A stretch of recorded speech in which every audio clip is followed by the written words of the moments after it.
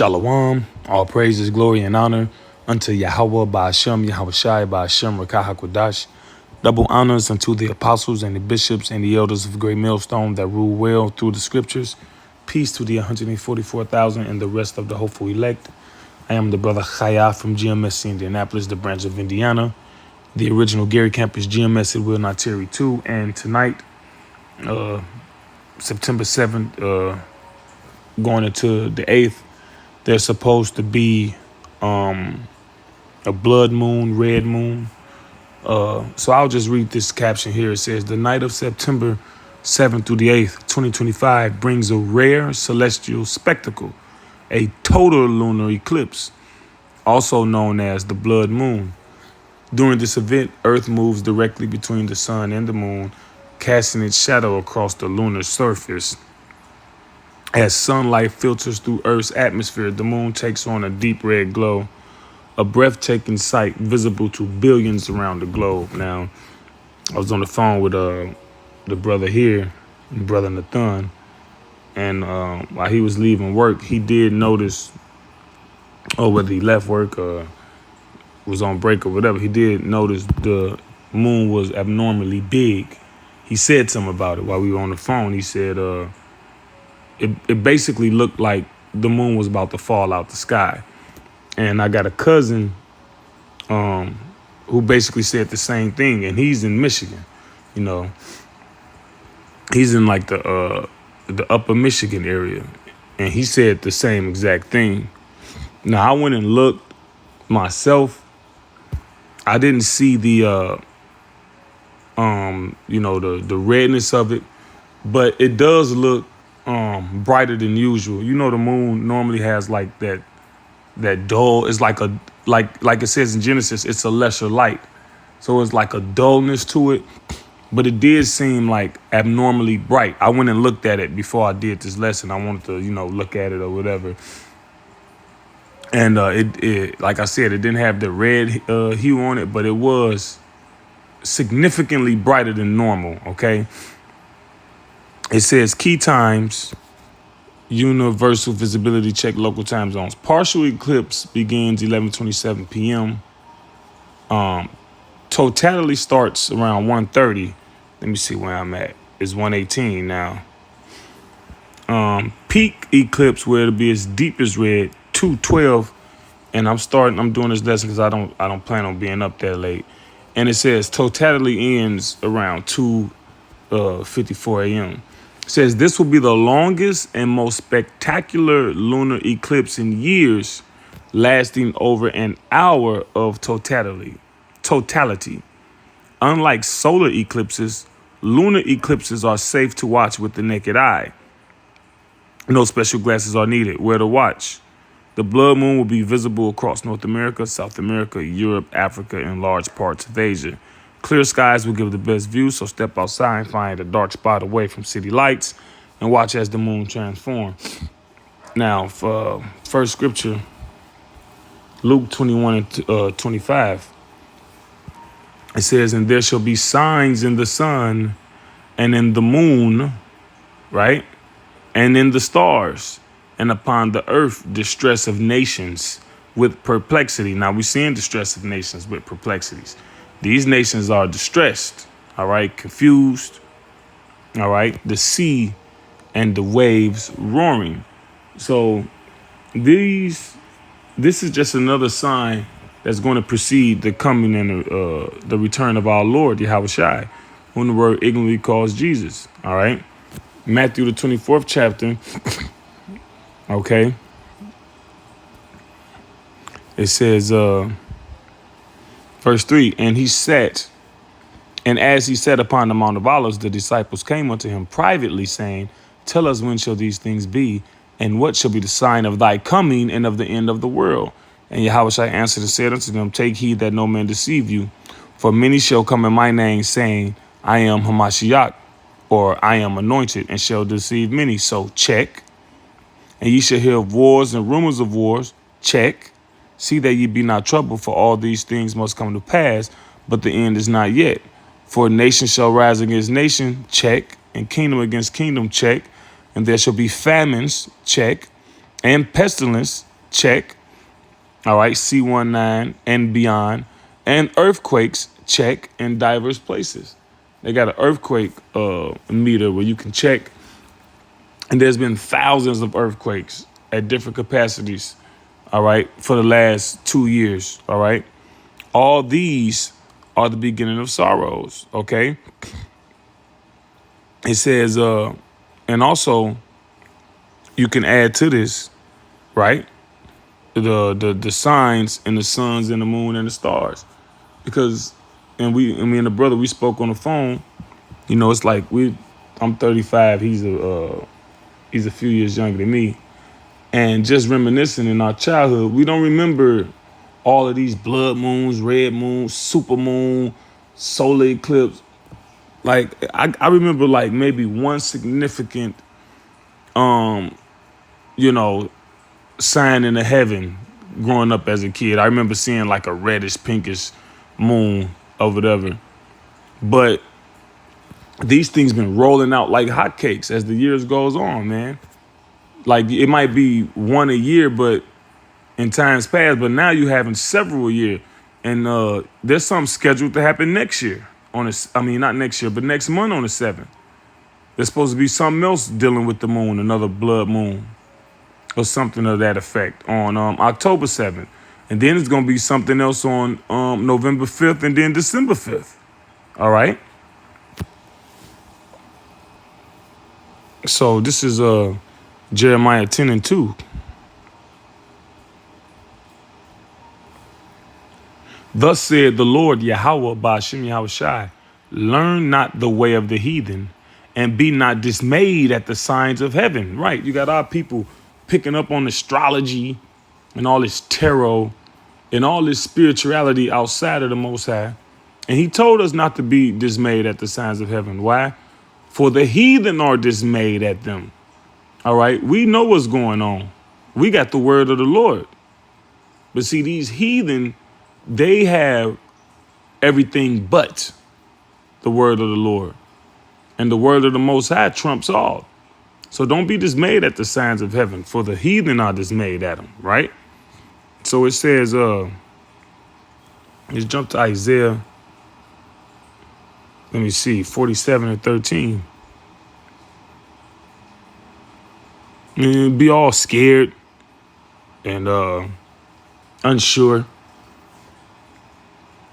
Isaiah 47:12. Stand now with thine enchantments and with the multitude of thy sorceries. All right. Because the powers that be, they that rule behind the scenes, the elites, this is how they got in their position. They'll lie and say that they have the highest IQ, you know, that certain people group. And that's why they're in their position. But no, it was through their enchantments. They control and manipulate the media. They control and manipulate what you have access to, whether that's information, whether that's even technology, and whether that's even food. Most people only know about apples, grapes, oranges, and pears. A lot of people don't know nothing about horned melon, prickly pear. It's a lot of different fruits and foods out there. But your access to the world is limited. There's a ceiling to it through his rulership, and with the multitude of thy sorceries. See, the scriptures call him the mistress of witchcraft. All right, mistress is the feminine form of master. So each heathen nation had their own little means of witchcraft. And he goes and deals with them all right, to strengthen himself. All right. It says, wherein thou hast labored from thy youth. If so be thou shalt be able to profit. If so be thou mayest prevailed. Thou art wearied in the multitude of thy counsels. Let me look up what they got for wearied in there. Let me see, Isaiah 47:13.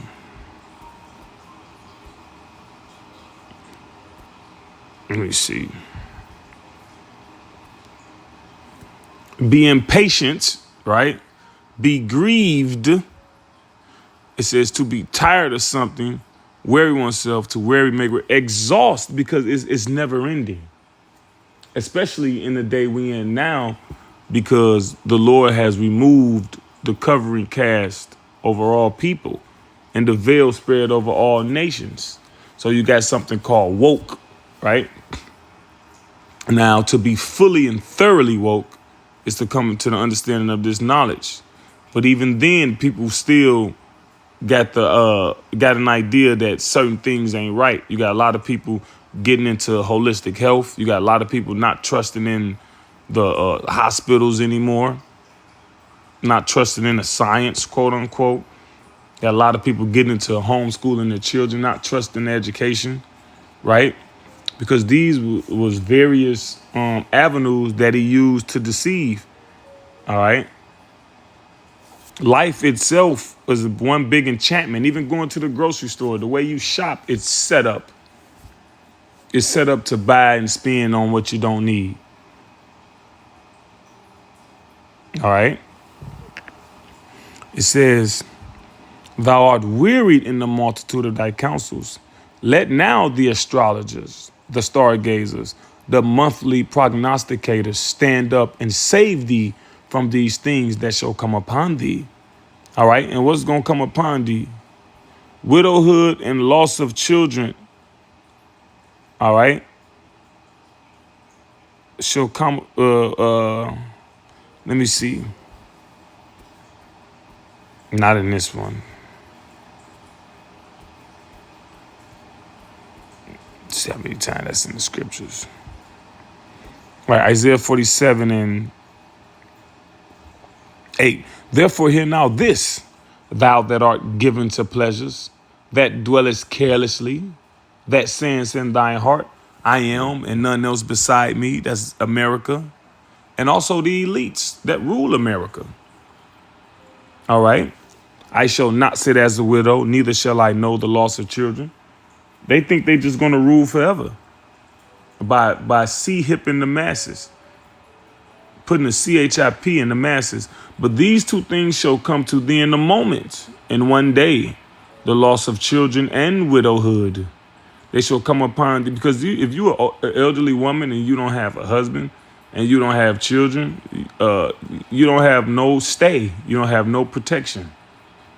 You're an old, lonely woman, an old woman without a husband or a family to take care of her. It's just going to be, it's just a victim. They shall come upon thee in the perfection for the multitude of thy sorceries and for the great abundance of thine enchantments. So I looked up monthly prognosticator. It says monthly prognosticators refers to astrologers or fortune tellers, particularly those associated with ancient Chaldean superstitions. Now, who are the modern day Chaldeans? The modern day Chaldeans are the RABBIs. All right. And the elites of those witches and or warlocks of that particular race of people who have those, what I just spelled. And I seen one, man, I've been looking for this video for a minute, but they had this, he had to have been some type of wizard, a people of that, a person of that ethnicity, old, long beard, white beard. And this dude was praying fervently. I mean, it wasn't even words. He wasn't even saying words. It was just like a controlled, subtle shriek. And it was so intense. You know? I've been looking for that video for a while. Lord will, he'll let me find it again. I'll post it. And you could just feel the intensity of it, man. And knowing the wickedness of those people, you just know what he was praying for. Hell, you know who he was praying to. It wasn't the Most High. All right. who predicted future events on a monthly basis, often using observations of the new moon and stars.